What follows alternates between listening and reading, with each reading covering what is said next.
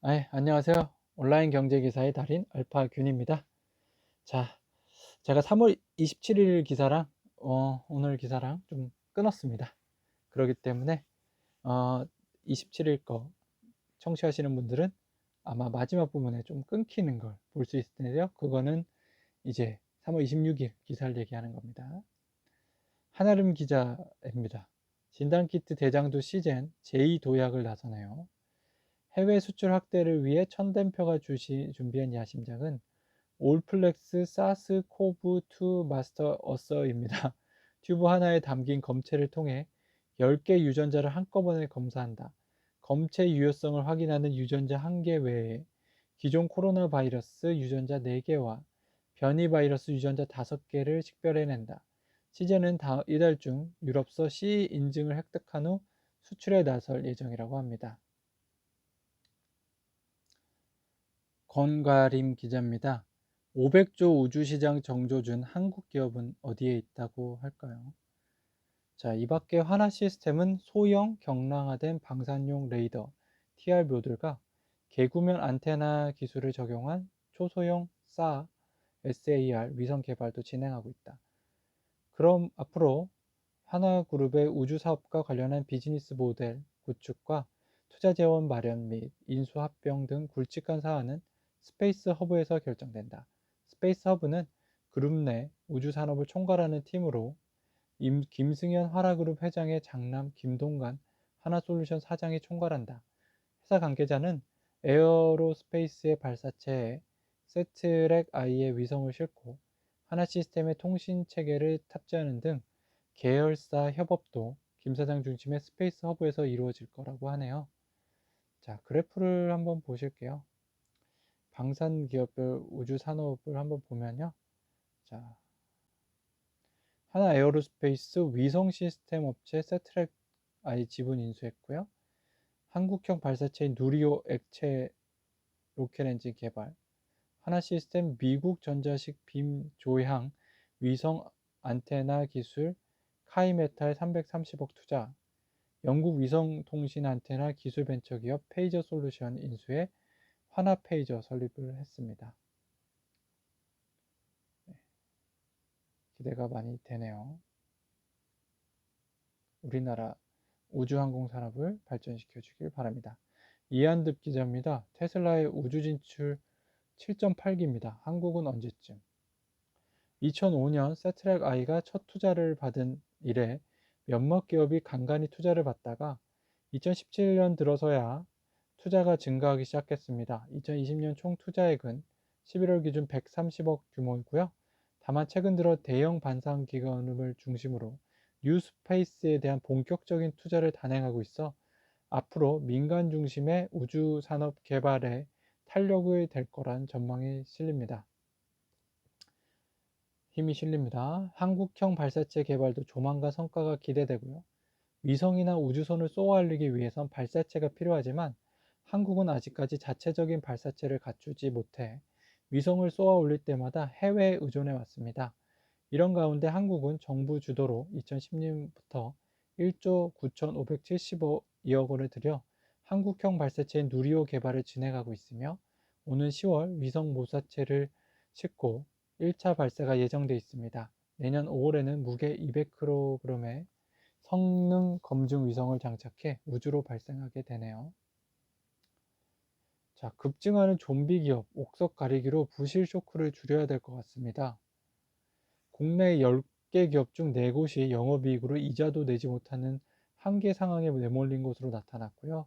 한국은행이 25일 공개한 금융안정보고서에 따르면 지난해 3분기 말 기준으로 이자 보상 배율이 1 미만인 기업 비중은 40.7%로 1년 전보다 4.6%포인트 늘어났습니다. 총 2175개 상장 및 비상장 기업을 분석한 결과인데요. 이자 보상 배율은 기업이 영업이익으로 이자 비용을 어느 정도 부담할 수 있는지를 가늠한 지표인데 1 미만이면 영업이익으로 이자 감당이 힘들다는 이야기입니다. 오연한 기자네요. 산투스 황. 네, 요거는 좀 넘어가고요. 한번 읽어보세요. 브라질에 관한 내용이고요. 또 책이 하나 나왔어요. 구찌 비극으로 빛나다라는 책인데, 자, 구찌 가문에 대한 내용이에요. 가족 간 치열한 경쟁을 유도한 구찌 가문의 교육 방식은 구찌오 사망 이후 경영권 분쟁으로 이어진다. 구찌 브랜드의 가치도 80년대 들어서 급격하게 하락했다. 맞물린 형태의 G 로고가 들어간 캔버스 백은 어디에서나 볼 수 있을 만큼 흔해졌고, 구찌 운동화는 미국 마약상들 사이에서 유행했다.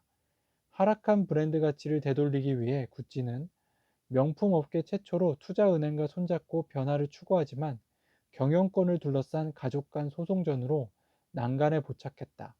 90년대 초반까지 매출이 급락하면서 구찌 가부는 빚더미에 올라앉고, 창업주의 손자 마우리치오는 1993년 투자은행의 회사를 매각하면서 가족 기업인 구찌를 마지막으로 운영한 인물로 남게 됐다고 합니다. 네, 하늘나라로 간 딸에게 전하는 합법 편지. 네, 이어령 교수가 썼네요. 또 여자 검사 드라마처럼 화려하진 않아 라는 책이 또 나왔고요.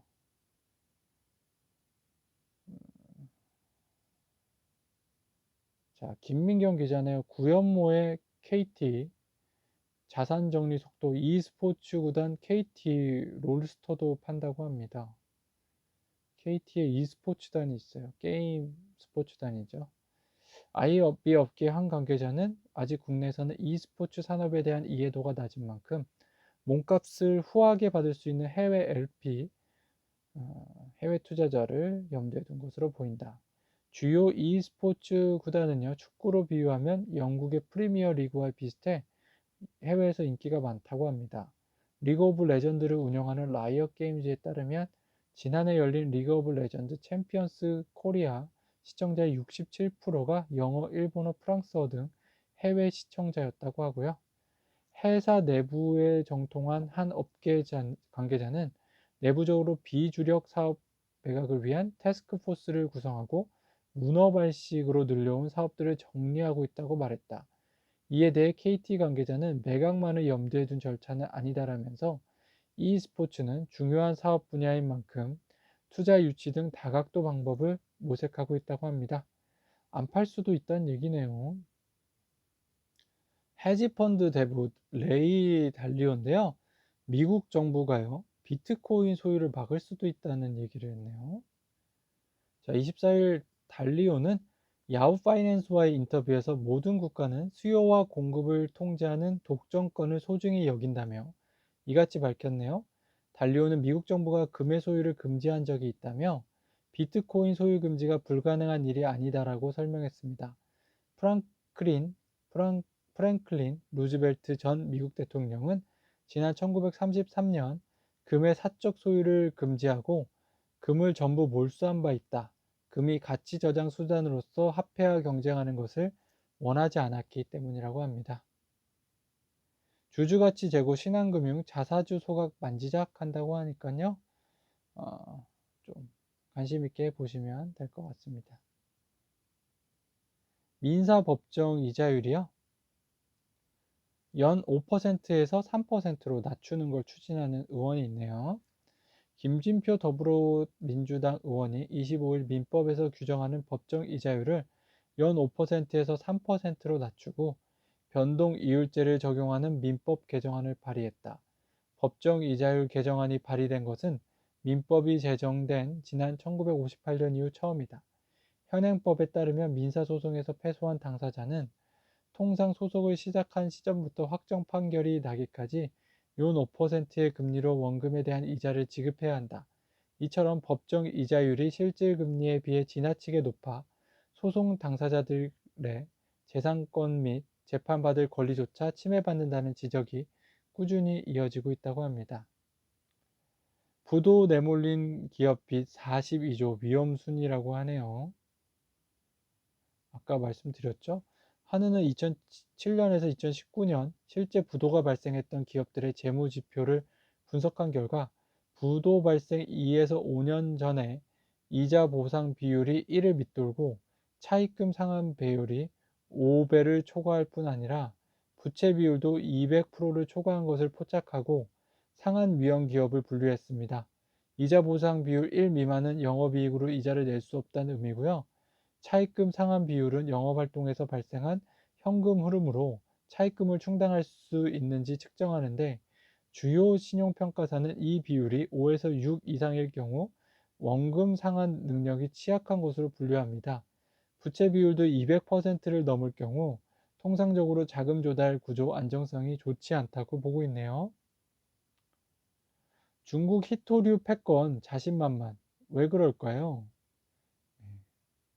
그래프를 한번 볼까요?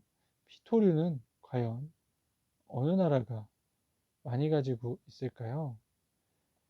자, 중국이요. 4,400만 톤. 네, 부존량이 있습니다. 그 중에 지금 생산이 한 12만 톤 정도 되고 있고요. 10, 만 톤 되고 있고. 자, 호주가요. 340만 톤. 전 세계 매장량의 2.8%밖에 안 됩니다. 미국도 130만 톤, 1.2%밖에 안 되고요. 중국이 전 세계 매장량의 36.7%를 차지하는 독보적인 존재입니다. 나라죠. 고두영 기자입니다. 스티브 잡스의 이력서가 있네요. 잡스가 이듬해 게임 컴퓨터 회사 아타리에 취직할 때도 그의 이력은 크게 달라지지 않았다. 당시 컴퓨터 기술은 최고의 스펙이었다.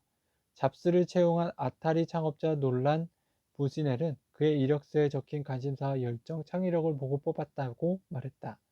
잡스가 상대방을 눈을 보고 집중해서 대화하며 아이디어를 펼치는 모습에 반했다는 겁니다. 창의적 인재는 자신을 표현하는 방식부터 나름다른 것 같다. 잡스와 동갑내기인 빌 게이츠 마이크로소프트 창업자는 하버드대 중퇴쯤인 19세 때 항공기 부품 인턴에 지원합니다. 그의 임금 희망란에 오픈 열려 있다고 적고 재산이 1만 5천 달러라고 썼습니다. 지금 돈은 8만 달러, 약 9천만 원이니 역시 부잣집 아들이었죠.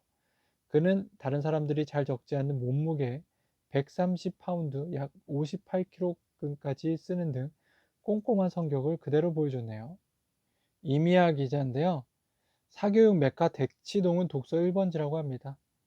도서가 별책 부록이라는 책을 내신 분이요. 여기서 이제 사설을 오래 하셨는데, 이분들은 이제 독서를 많이 한다고 하네요. 대치동 사람들의 독서량과 수준을 보면 놀랄 때가 한두 번이 아니다며, 인문 철학 분야의 대출 비율이 48%에 이르고 600쪽이 넘는 벽돌책과 영문 원서도 스스럼 없이 읽는다고 말합니다. 은정진 기자네요. 경험에 속았다. 20여 년 전 구글 인수 거부했던 IT 기업들인데요. 저자들은 경험에 속아 상황을 정확하게 파악하지 못하고 미래를 제대로 보지 못한 여러 사람과 기업들을 예로 듭니다. 1990년대 후반 세르게이 브린과 레리 페이지는 구글의 근간이 된 검색 방식을 개발했어요. 그리고 이 신기술의 가치로 17억 7천만 원을 제안했으나 기업 투자자와 인터넷 전문가들은 모두 거절했습니다. 1970년대 후반 사무기술 분야 거대 기업이었던 제록스의 연구원이 아이콘과 마우스를 갖춘 첫 개인용 컴퓨터를 개발했지만 경영진은 이를 인정해주지 않았다. 반면 이 컴퓨터를 본 스티브 잡스는 핵심 내용을 초기 애플 컴퓨터에 응용해 대성공을 거뒀다. 영국 작가 조앤 K 롤링의 해리포터 시리즈는 명성이 자자한 편집자와 출판사로부터 12번이나 원고를 매몰차게 걸려당했다고 합니다. 저자들은 특정 분야에 대한 경험이 많고 지식이 깊어질수록 시야와 접근 방법이 경직돼 예상치 못한 기회를 알아보는 데 방해가 된다며, 혁신 그 자체가 각오와 미래를 차이를 불러오는 주요 동력이기 때문에 획기적 아이디어일수록 과거 경험을 바탕으로 재단할 경우 성공 가능성을 판단할 때 도움이 되지 않는다고 꼽습니다. 꼬집네요. 또 경험이 쌓일수록 능숙함의 함정에 빠지기 쉽다고 경고하고요. 아이디어 하나로 기업의 운명이 뒤바뀌는 IT 분야처럼 변화가 빠른 분야일수록 경험에 갇혀 늘 하던 대로 생각하고 행동하는 것은 의외의 독창적 요소를 알아차리고 기회로 만드는데 걸림돌이 된다고 하죠. 전범진 기자네요. 9년 만에 바뀐 자산운용업 판도 KB 삼성 미래에셋에 이어 3위에 등극했습니다. 자산운용사 순자산 순위니까요. 1위는 삼성자산운용으로요. 290조 정도 운영하고 있고요. 미래에셋 자산운용이 139조 정도 되고요. KB자산운용이 105조 정도 됩니다. 하나자산운용이 104조였고요. 이제 기타 등등 신화자산운용 72조까지만 말씀드릴게요. 박유명 기자네요. 폭스바겐 비싼 보통주 말고 우선주 사라고 권고하네요. 자, 보통주가 비싼다는 게 월스트리트저널의 분석이고요. 월스트리트저널은 자동차를 사는 것처럼 주식도 접근해야 한다고 권고합니다. 월스트리트저널은 거의 비슷한 모델이 있는데 다른 하나가 25% 저렴하면 그 모델을 구입하는 게 합리적이라고 합니다. 지금 폭스바겐의 보통주가 284유로, 우선주가 219유로 정도 됩니다. 전혜진 기자네요. 골판지 국내 1위 테린페이퍼 5년 만에 증시 재입성에 추진한다고 합니다. 자, 업계는 테린페이퍼의 기업 가치에 주목하고 있어요. 7년 전만 해도 3천억 원대로 평가됐으나 최근 기업 가치가 2배 이상 불어났기 때문이죠. 사모펀드 IMMM 프라이빗 이퀴티는 2015년 5월 테린 포장과 테린 페이퍼의 지분율을 약 4천억 원에 인수했고 2019년 국내 의류사, 제조사 세아상역에 7,300억 원에 매각합니다. 인수 금융을 제외한 투자 원금 2,800억 원의 2배 이상을 회수한 거고요. 매각 당시 한솔재지, 중국 샤닝 인터내셔널, 텍사스 퍼시픽 그룹 등이 관심을 보이며 몸값이 높아졌다는 평가입니다. 이 때문에 승자의 저주라는 말도 나왔죠. 다만 요번에 상장을 하는데요.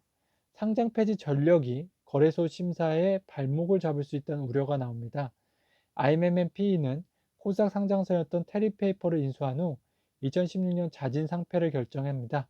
당시 주가는 1만 원대 중반이었으나 주주들로부터 주당 3,600원에 주식을 매수했고 상장 폐지 후 고배당을 실시해 논란이 일어났었죠. 전혜진 기자네요. 마켓컬리 미국 상장 주관사 세 곳을 선정했네요. 자, 업계는 주관사 선정에 마켓컬리 경영진의 입김이 크게 작용한 것으로 보고 있습니다. 창업자인 김슬아 대표는 골드만삭스, 김종훈 마켓컬리 최고 재무 책임자는 모건 스탠리 출신이고요. 골드만삭스는 국내 기업의 IPO를 주관한 경험이 많지 않지만 쿠팡의 뉴욕 증시 상장을 성공적으로 이끌었다는 점이 높은 평가를 받는 것으로 알려졌습니다. 모건 스탠리는 최근 LG에너지솔루션, 하나종합화학 등 국내 대기업 상장을 주관하면서 공격적 IPO 딜 수임에 나서고 있죠. 일각에서는 쿠팡의 주가 매출 수익 비율 4에서 5배라는 점을 고려했을 때 마켓컬리도 최대 5조 원의 기업 가치를 인정받을 수 있을 것으로 보고 있습니다. 그러나 쿠팡과 단순 비교가 어렵다는 지적도 있다. 쿠팡의 매출이 마켓컬리의 10배 이상으로 큰 데다 신선식품 배송에 국한된 마켓컬리와 달리 쿠팡의 사업 영역이 넓다는 점에서입니다. 최혜린 기자네요. 트윗 한 줄 33억, 사진 파일 2억, NFT 자산 시장이 급성장하고 있습니다. 제로 지난 11일 뉴욕 크리스티 경매에서 디지털 예술가 비플의 비밀 1500마일이라는 작품이 약 80억 원에 낙찰되기도 했습니다. 5,000개 이상의 JPEG 그림 파일을 모은 디지털 이미지인데요. 원작자의 수익 창출도 더 쉬워지죠. 디지털 작품이 NFT로 거래될 때마다 처음 제작자에게 수수료가 가도록 NFT를 설정할 수 있기 때문인데요. NFT 기술로 확실한 수익 창출 모델을 만들 경우도 있습니다. NBA 경영 장면에 NFT를 파는 NBA 톱샷은 35만 명의 활성 사용자와 10만 명 이상의 구매 사용자를 보유하고 있어요. 매출은 하루 3,700만 달러에 달합니다. 비판적인 목소리도 오고 있죠. 세계적인 경매업체 크리스티 전 경매사인 찰스 알솝은 BBC와의 인터뷰에서 실제로 존재하지 않는 것을 구매한다는 문화가 말이 되지 않는다고 비판했고요. 블록체인 전문가 데이비드 제러드 역시 NFT 판매를 사기꾼이라고 칭하며 아무런 가치도 없으면서 돈을 받고 팔 수 있는 자산을 발명해내고 있다고 말했네요. 네, 주의해 보셔야겠어요. 자, NFT 시장 시가총액입니다. 2018년에 4,096만 달러였는데 2020년에는 3억 3,803억만 달러로 크게 증가했습니다. 박음영 기자네요. 미국 회계감사 거부기업 퇴출 엄포, 니오 바이두 중국 기술주가 급락하고 있습니다. 자, 급락하는 주식들이요. 알리바바, 핀도도, JD.com, 바이두, 네지즈, K홀딩스, 니오, 텐센트 뮤직, 루팍스, 빌리빌리 등이네요.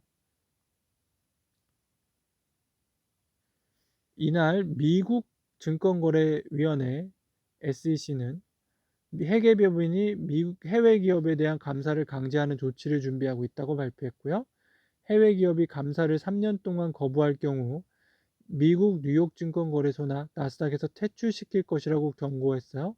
김대영 KB자산운용 글로벌 운용본부 이사는 시장금리 상승으로 성장주의 밸류에이션 부담이 제기되는 가운데 악재가 터지면서 차익 실현 욕구가 강해졌다고 분석했어요. 미국 증시에 상장된 중국 기업은 238개에 달합니다. 하지만 다수의 중국 기업은 미국 회계 기준을 따르지 않는 경우가 많았죠. 국가 안보를 이유로 미국 상장기업회계감독위원회의 자료 요청을 거부하는 관행이 대표적이었습니다. 김리한 기자네요. 이은피2 식용얼음 1위 아이올리스 인수하네요. 국내 식용얼음 시장은 아이스올리와 풀무원, 롯데협력업체인 우신 등 상위 3개 업체가 70% 이상을 점유하고 있다. 아이스올리는 2019년 기준 250억 원의 매출과 48억 원의 영업이익을 올렸다. 무차익 경영으로 재무 구조도 탄탄하다. 한 투자은행 관계자는 식용얼음 시장은 편의점의 카페화와 아이스 음료 보편화 등으로 매년 20% 이상 커지고 있다고 설명했네요. 노유정 기자입니다. 비용 1,000억 늘었다. 업계 1위 CJ 대한통운도 택배비 인상을 한다고 합니다. 네, 목표가도 많이 올라가고 있고요. 그런 상황이죠. 자, 낮아지는 평균 택배비 2015년에 2,392원인 에서 2020년엔 2,221원으로 낮아졌죠. 자, 택배 원계 단가는 또 인상됩니다. CJ 대한통운은 소형 택배 단가 1,600원에서 1,850원으로 인상, 한지는 단가 1,800원 미만 계약 금지 가이드라인 배포, 롯데글로벌로직스는 소형 택배 단가 1,750원에서 1,900원으로 인상합니다. 박정호 연내 지배구조 개편, SK텔레콤 모든 서비스 AI로 무장했네요. 이날 주총에선 주가 부양을 위해 중간 배당 대신 분기 배당을 신설하는 내용의 정관 일부 변경도 의결했다. 앞으로 매년 6월 중간 배당을 했던 방식 대신 분기별로 배당금을 지급하게 된다. 박 CEO는 분기 배당이 글로벌 스탠더드에 맞다고 보고 바꾸는 것이라며 예측 가능성이 높아지고 주주 가치도 제고될 것으로 기대한다고 말했다. 현금 배당액은 지난해 지급된 중간 배당금 1,000원을 포함한 주당 10,000원으로 확정했네요. 박상용 기자입니다. 비트코인으로 테슬라 차 사면 세금 폭탄 맞는다고 하네요. 미국에서 활동하는 목상호 미래회계법인 공인회계사는요, 미국에서 2018년 암호화폐가 주식처럼 소득으로 보고하는 자산으로 바뀌었다며 한국과 달리 1년간의 모든 소득을 종합해 가감하는 방식인데다 연소득, 자산 보유 기간 등에 따라 세율은 천차만별이라고 했습니다. 한국은 내년부터 250만 원이 넘는 암호화폐 양도 차익에 대해 일률적으로 20%의 세금을 부과합니다. 반면 미국은 차별적인 세율을 매기지 않죠. 또 1년 이상 보유하면 양도세율을 최대 20%만 적용한다고 합니다. 안재관 기자네요. SK 하이웨이 사회이사 인사 투자까지 결정을 하게 되네요. 네, SK 사회이사 도대체 어떤 일을 하는 겁니까? 이사회 산하위원회 강화하는 SK주 그래프를 보시면 자, 이사회 아래에 두 개가 신설됩니다. 인사위원회와 ESG 이사회고요. 인사위원회는 대표이사, 사회이사 후보 추천하고요. ESG위원회는 투자 안건 검토를 합니다. 기존에는 감사위원회 감사를 하고요. 거버넌스위원회는 내부 규정 개정 등 심의를 하게 됩니다. 네.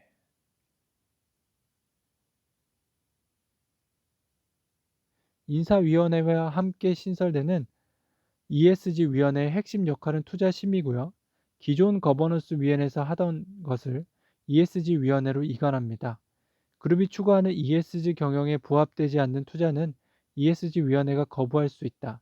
환경을 파괴하는 사업에 투자하거나 사회적으로 지탄받는 신규 사업을 회사가 하겠다고 나서면 ESG위원회가 막을 수 있다는 설명이다. ESG위원회는 5명의 사회이사와 1명의 사내이사로 구성된다. 인사위원회처럼 사회이사들이 주도하게 된다. 신설되는 위원회는 오는 29일 주주총회와 30일 이사회를 거쳐 다음 달 본격 운영된다. 사명 변경한 이틀간 논의하기도 했네요. SK 주식회사 이사회는 이미 다른 기업에 비해 큰 권한을 행사하고 있다. 사회이사로 구성된 감사위원회와 거버넌스위원회를 두고 자기 자본 1%가 넘는 1,300억 원 이상 투자권은 모두 심의하고 있다. 회사 관계자는 적어도 SK 주식회사에선 사회이사는 거수기라는 말이 통하지 않는다고 했다. 실제 일부 안건에는 적극적으로 반대 의견을 낸다. 최근 이사회에 올라온 영문 사명 변경안은 이틀에 걸쳐 논의됐다. 사회이사들은 회사가 추구하는 가치와 영문 사명 간 적합성을 따져보기 위해 수많은 해외 사례를 일일이 살펴본 뒤 홀딩스를 뺀 SK 인커퍼레이션으로 후보안을 확정했네요. 전범지 기자네요. 사회이사 연봉 억소리. 네. 삼성전자 사회이사가 텁인 것 같습니다. 자, 가장 많은 보수를 지급하는 기업은 국내 증시 시가총액 1위인 삼성전자죠. 사회이사 1인당 1억 8천만 원의 보수를 지급합니다.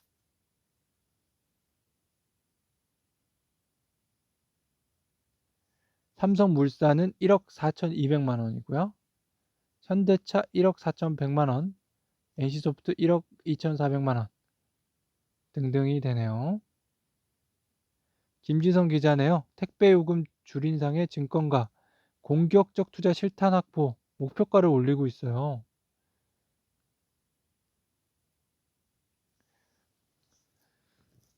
국내 택배시장 점유율 1위인 CJ 태안통운 4월 1일부터 택배 단가를 소형 기준 250원 인상하고요.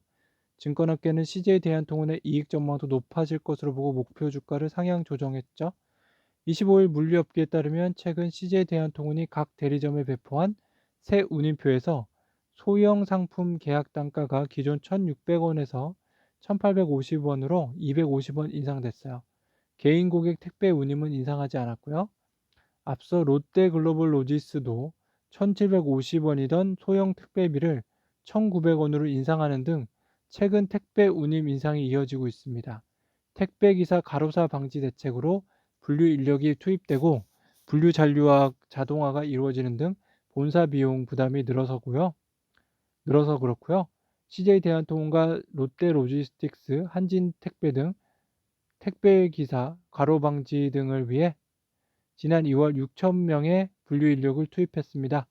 CJ 대한통운은 4,000명, 롯데로지스틱스는 1,000명, 한진택배 1,000명이고요. 증권업계는 택배 단가 인상이 택배사의 이익 전망과 밸류에이션을 모두 높일 뿐 아니라 택배 시장에서의 경쟁력 확보 측면에서도 긍정적이라고 평가합니다. 양지환 이지수 대신증권연구원은 택배 단가 인상의 이면에는 한국의 아마존으로 급부상한 쿠팡의 택배 사업 진출과 본격적으로 투자 계획을 위한 실탄 확보 목적이 있다며 이커머스와 물류시장에서 리딩 업체로 발전하기 위한 초석을 다진 것이라고 진단했습니다. 택배 인상에 따른 매출 증가 효과는 연 4,600억 수준이고요. 목표 주가를 22에서 25만 원으로 13.6% 상향 조정했고요. 최고운 한국투자증권연구원은 코로나19를 계기로 공급이 부족해진 택배업계는 무리한 점유율 싸움을 멈췄다며 대신 가격 정상화를 통해 태백 서비스와 근로 환경에 대한 사회적 눈높이를 충족할 전망이라고 했습니다. 이제 경쟁의 초점은 빠른 배송 등 서비스 차별화에 맞춰질 것이라며 인프라 투자와 네이버 협력에 가장 앞장서 있는 CJ 대한통운의 매력적인 기회라고 분석을 했습니다.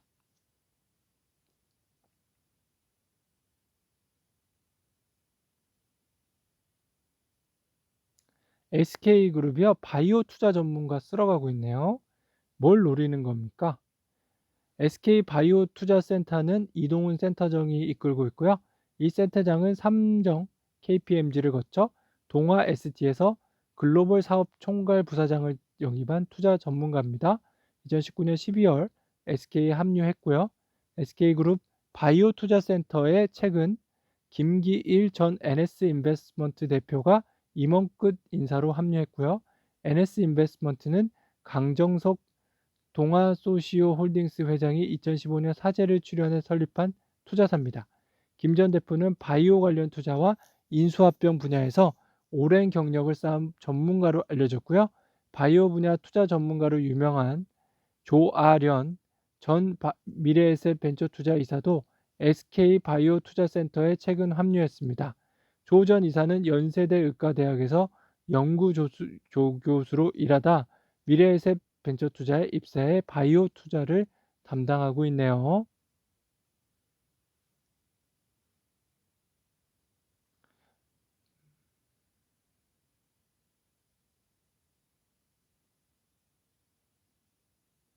박미주 기자입니다. 신농심 시대 신동원 농심 부회장 지속 경영 신사업 강화한다고 하네요. 근데요, 이제 원자재 가격이 상승하는 게 있어요. 수익성 하락에 대비해 사업 체질 개선과 비용 구조 조정도 진행할 계획이고요.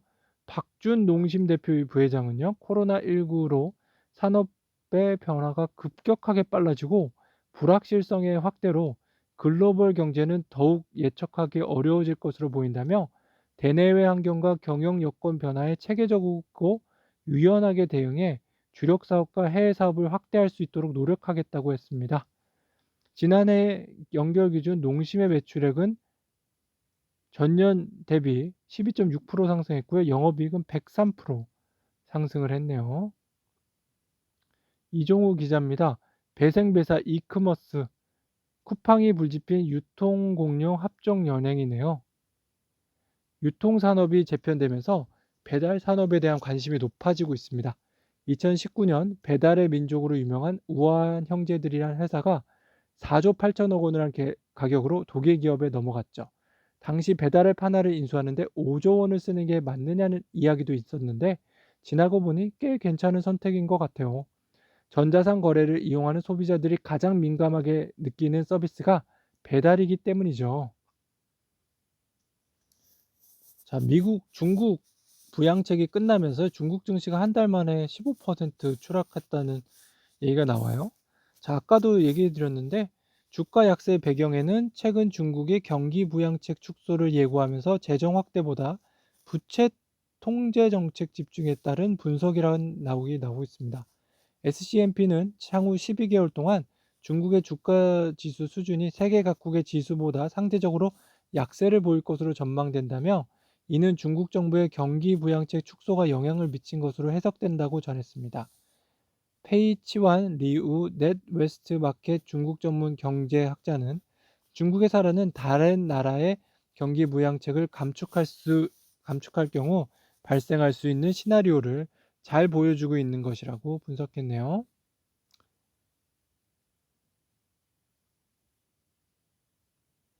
네. 이항희 기자입니다. 주식 투자하는 10대. 주식 투자를 하게 해준다더니 왜 아무런 소식이 없느냐고 것인데요. 학교에서 주식 얘기가 나온 모양입니다. 한 친구는 할머니에게 받은 용돈으로 대한항공 주식을 샀다고 한다. 또 한 친구는 소소하게 이익을 보고 있다며 맞장구를 쳤다고 한다. 아이들이 만나면 게임 얘기만 하는 게 아니라 주식 얘기를 한다는 소리가 농담만은 아니었다. 1,000만 원 넘는 순수익을 내 화제가 된 14살 유튜버 쭈니맨의 영상을 보니 이런 말이 귀에 꽂힌다. 학교 가는 동안에도 제 돈들은 열심히 일해서 점점 많아지고 있어요. 쭈니맨은요, 우리 여기 또 있으니까 밴드에서 쭈니맨, 네, 잘 보시기 바랍니다. 아니면 유튜브에서 쭈니맨 검색해 보세요. 손동우 기자네요. DLENC 말레이시아 라텍스 공장 수주를 했네요. DLENC는 말레이시아의 1,500억 원대 규모의 MBL 리트리 부타디엔 러버 라텍스 공사를 수주했다고 25일 밝혔고요. 지난 12일 러시아 모스크바 정유 공장 현대 사업에 이어 2주 만에 약 5천억 원 규모의 해외 플랜트 수주를 기록하고 있네요. 강봉진 기자, CJ 대한통운 내용 아까 말씀드렸죠? 여러 군데서 CJ 대한통운의 목표 주가를 올리고 있어요. 강도순 기자입니다. NH증권 내달 여의도 더현대서울에서 투자 설명회 한다고 하니까 관심 있으신 분들은 더현대서울에서 신청을 하시면 됩니다. 강두순 기자입니다. 떡잎부터 키우는 PEF, 큰돈 붙는 VC, 기업 투자 공식이 바뀌네요. 투자 경기에 흐려지는 VF와 VC 한번 볼까요? 카카오 모빌리티에는요, 칼라일 사모펀드가 투자했죠. 프레시지에는 프렉식스가 투자했죠, 사모펀드가. 무신사에는요, IMM 인베 사모펀드가 투자했지만, 세코이어라는 VC, 벤처캐피탈에서도 투자했습니다. 소카는 이번에 SG 사모펀드랑 송현인베 사모펀드가 투자했고요. 송현인베 벤처캐피탈도 투자했습니다. 웨이비스는 JN 사모펀드 투자했고 KTB 인베겠죠. 등 VC가 투자를 했죠. 성장 과정에서 VC와 사모펀드 투자가 겹치는 경우도 번번이 관측되는데요. 벤처캐피탈이 애써 키운 스타트업을 사모펀드 운용사에 거저 양보하기를 꺼리면서 발생하는 현상이고요. 중국계 벤처캐피탈 세코이아 캐피탈은 최근 국내 사모펀드 겸 벤처캐피탈인 IMM 인베스트와 함께 무신사에 1,300억 원을 투자하며 기업가치 2조 5천억 원을 인정받았어요. 투자 규모상 PEF 사모펀드가 운용사가 진입할 단계였는데 2019년 이미 무신사에 2천억 을 투자한 바 있는 세코이아 캐피탈이 후속 투자의 의지를 드러냈다는 소문입니다. 네, 벤처 캐피탈도 이제 잘 되는 회사에는 계속 투자하고 싶겠죠. 이덕주 기자입니다. 기업 상속세 50% 인하된 일자리가 27만 개나 창출된다고 합니다. 보고서는요, 기업 상속세율이 낮아질 경우 부모 기업가가 기업을 키우기 위해 투자를 더 늘릴 것이라고 진단했고요. 기업가가 자본 1단위를 자식에게 더 물려줌으로써 얻는 향계 효용이 증가하기 때문에 기업을 더 늘리게 되고 투입되는 자본량이 증가하면 상호 보완적 관계에 있는 노동 수요량, 일자리도 늘어난다는 논리고요. 생산 요소와 자본량과 노동 소요량이 증가하면 생산량이 증가하고 생산량이 증가하면 이에 상응해 매출과 영업이익, 노동 수요가 함께 증대된다는 분석입니다. 박영규 기자네요. 조현식 부회장 대의에 공감해 꽃방석 대신 가시반석 선택했다고 하네요. 25일 이 교수는 이제 한국앤컴퍼니의 사이사로 추천이 됐었죠. 경영권 이제 분쟁에 핵심이 있는데요.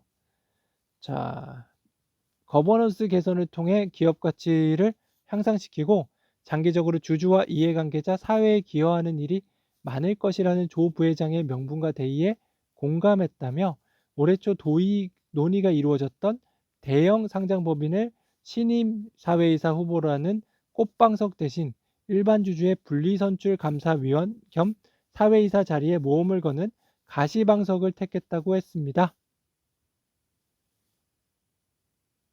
교수는 기업 가버넌스에 관심을 둔 학자로 이번 감사위원 분리선출이 과연 제대로 작정할 수 있는지 가장 잘 시험해 볼 수 있는 곳이 바로 한국앤컴퍼니라고 생각했다고 하네요.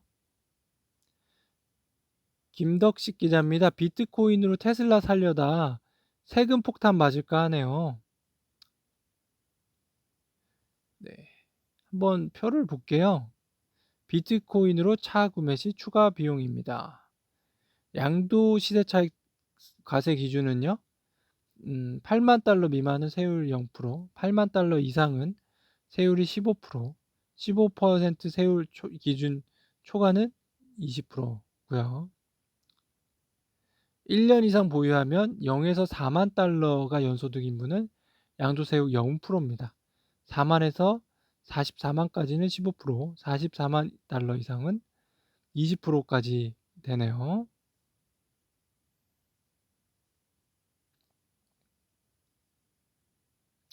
김정봉 기자네요. 작년 고용 8,000명 늘린 30대 대기업, 그중 절반이 삼성전자라고 합니다.